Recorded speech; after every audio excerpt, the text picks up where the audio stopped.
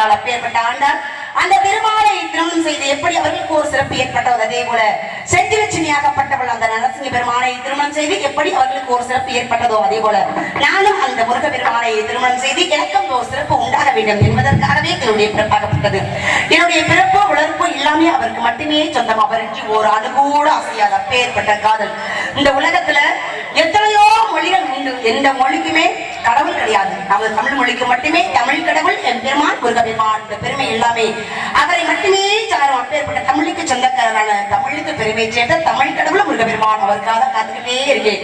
என்னுடைய காதலாகப்பட்டதை எப்படியெல்லாம் சொல்ல வேண்டும் தெரியுமா?